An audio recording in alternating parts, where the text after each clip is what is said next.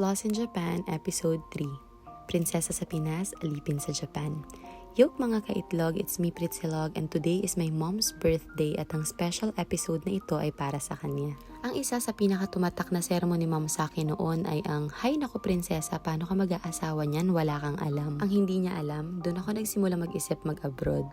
Ang dami nagtatanong sa akin, ano ba talagang goal ko? Ba't ako nag-OFW? Okay naman daw ako sa Pinas. Sabi po kasi ng nanay ko, kawawa naman yung mapapangasawa ko kasi hindi ko alam paano maging housewife. Char. Ito po talagang isa sa mga goal ko. Ang matuto akong tumayo sa sarili kong mga paa. Ang matuto sa buhay ng mag-isa at nang hindi nakadepende sa kanila. Nasanay kasi ako sa Pinas na pag-uwi ko ng bahay, nakapaglaban na si mommy, nakapagtupi na ng mga damit, nakapag-ayos na ng bahay at nakapagluto na din ng hapunan. At ako itong si immature, magrereklamo pa dahil hindi ko gusto ang ulam. Ngayon mom, ako na ang gumagawa ng lahat para sa sarili ko. Marunong na ako magluto kahit papano at wala akong karapatan magreklamo.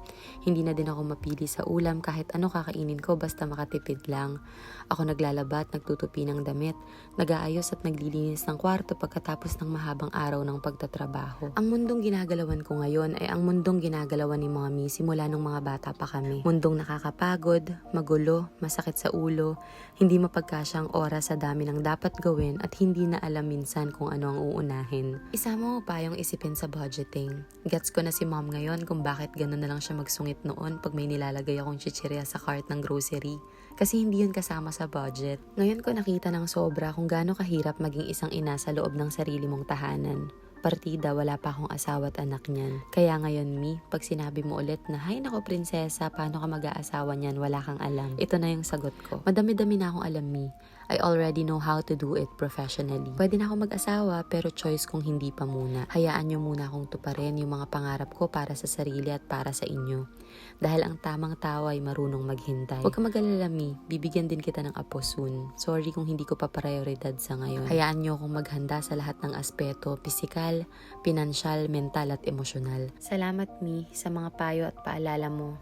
Ginawa ko yung motivation para mag-grow as an individual at para maging isang matured independent woman. Kung sino man ako ngayon, dahil yun sa kung ano ka sa akin. Kaya ang tangi kong hiling, mahabang buhay at magandang kalusugan para sa inyo ni Daddy.